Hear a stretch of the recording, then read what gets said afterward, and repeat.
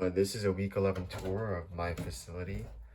Um, yeah, so let's take a look. I don't know if I showed you this before, but I have a little refrigerator here now. So this is for the spawn. So when I order spawn, instead of taking up space in my fridge, I'm gonna be storing it in this. This is technically a Korean kimchi refrigerator, but you can store anything in here. So it's empty right now. I'm ordering new spawn. When I make my own green spawn, I can store it over there. And I kind of started decking out this whole place with more lights. So if I turn these all on, now I can see a little bit better everywhere. So over here we have two humidifiers. Before I was only using one of them. I'm gonna straighten this out. But I noticed that on dry days I kind of struggle to maintain the humidity in the room, and I really don't have that many mushrooms growing right now. But once I have like literally 100 to 200 pounds of substrate fruiting in the room, the mushrooms as they grow are going to take up a lot of soak up a lot of moisture. So I figure that doubling the capacity would probably solve the issue. And so I'm in the process of trying to connect this this water tube to a floating valve, and yeah, just automate kind of the humidifier refill. Right now it keeps leaking water, so it's not quite ready yet. But I have to kind of figure out how to get it to stop leaking, um, and then attach the floating valve and install that. So that's like a little mini task. It's fine for now. And then inside the grow room, it's not quite ready yet. You can kind of see inside. I only have like a couple buckets inoculating. I'm sorry, not inoculating, fruiting golden oyster mushrooms. I'm not going to go inside at this time, but yeah, none of the bags that I started colonizing have gotten to the point where they're ready to fruit, so all of the shelves are empty. But once I completely transition to that, the buckets will be gone. All of these shelves will be filled with bags. So I have 5 shelves inside here, and each row can hold maybe like 3 fruiting blocks. So 3 times 4, 12 per shelf. 12 times 5 is like 60 times like 5 pounds per bag, or maybe conservatively 4 pounds per bag is like 240 pounds of mushrooms, and then it might take them like a week or two to fully flush out. So I can go up to like 500 pounds a week if I'm like running things optimally, probably more, to be honest. So I have another grow room over here, which I'm in the process of setting up. I'm just using it as kind of like a storage room for different equipment right now.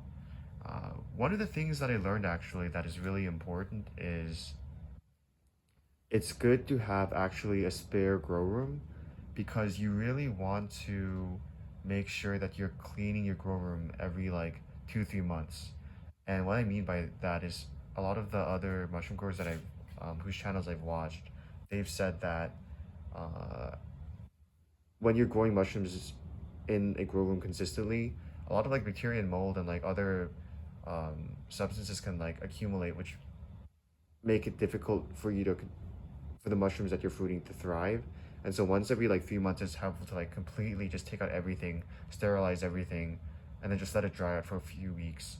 So instead of really maximizing everything and like trying to get to 1,000 pounds every month, which I think is probably unnecessary, I think just running one grow room at max capacity, then letting it wait for like a month and rest for a month, and then using the other one and letting it wait for a month is probably a better idea. That way I can run it like 500 pounds a month without skipping a beat, and then whenever one is resting I can use the other one, and vice versa. Maybe there's some system where like I can kind of use both and then let one rest for like a few weeks after I deep clean it, and then start using it again, and maybe I can get to like 700 800 pounds that way, but one thing at a time. So back here we have the lab. I installed some lights today, so let me just turn this on and turn off the fan so that it's not so noisy.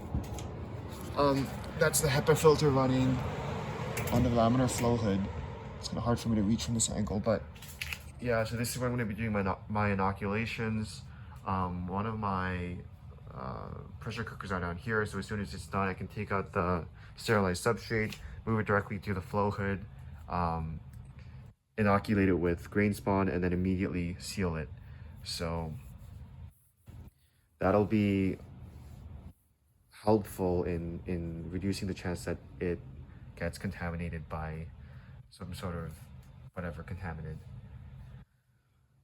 So this will be interesting once this is once I can do like more lab work as well, just like grain inoculations, agar inoculations, etc., etc. Once I can do all of that, I think it'll be really helpful for me.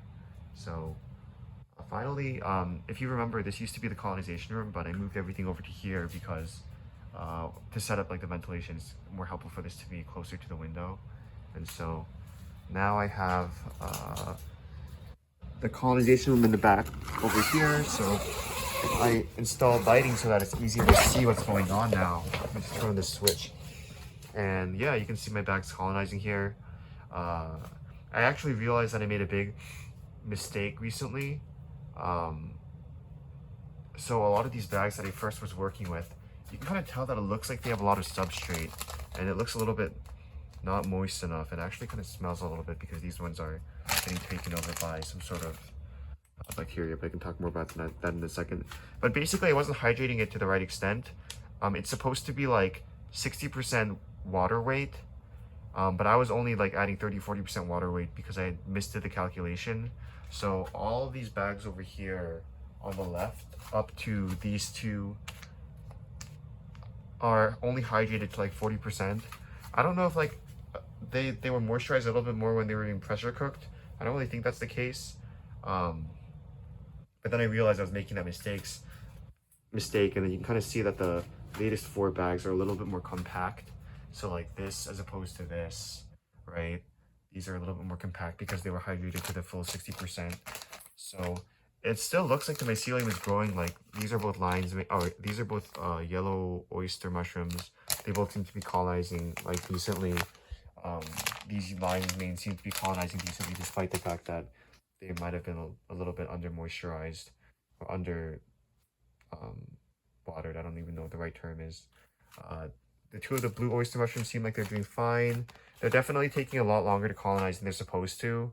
Like these were supposed to only take like 10 to 14 days, but because maybe I didn't shake the bag well, or I did something wrong, or just a weak strain, or my conditions aren't right, it's already been like 2.5 weeks, but they're still only like half to 2/3 done colonizing. I expect them to be done within a week, but that's still like twice the time that it should have taken. So I definitely have a few things that I need to work on, and I need to keep like thinking about what might go wrong. And then with these 2 bags up here in particular, it's been like 2 weeks, but they have barely been colonized. And the problem now is that I don't think I can wait too much longer because there's some sort of mold growing on it, and it's kind of hard to see from the camera, but there's like this greenish tint of like some sort of bacterial growth or mold over here, and I think that this must be some sort of competing like organism. So I'm kind of worried that these ones won't survive because there wasn't either I like let a contaminant in because I was sloppy as a first time like inoculator using the bag method, or the spawn just had like been too long in the fridge and I didn't mix it in well. But regardless, I'm probably gonna have to trash these. But hopefully the other ones still fruit well, even though they weren't moisturized to the correct percentage correctly. But once this is running at full capacity, I can probably even add more shelving.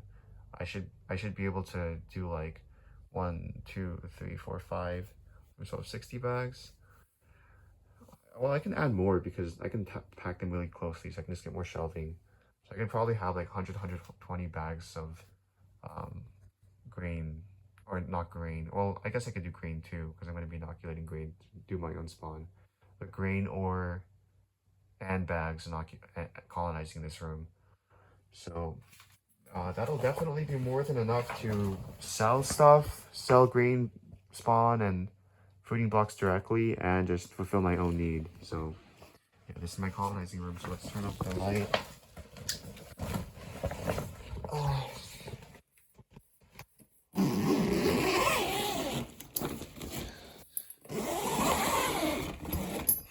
And that's pretty much it. Just turn off all these lights and um, yeah, things could probably be a little bit more automated, but I'm happy with the setup for now. It definitely fulfills my needs currently. So again, in my last video, I said that I was going to transition to the south side, but I think there are just a lot of things I need to continually tweak as well. But I'm pretty happy with the setup for now.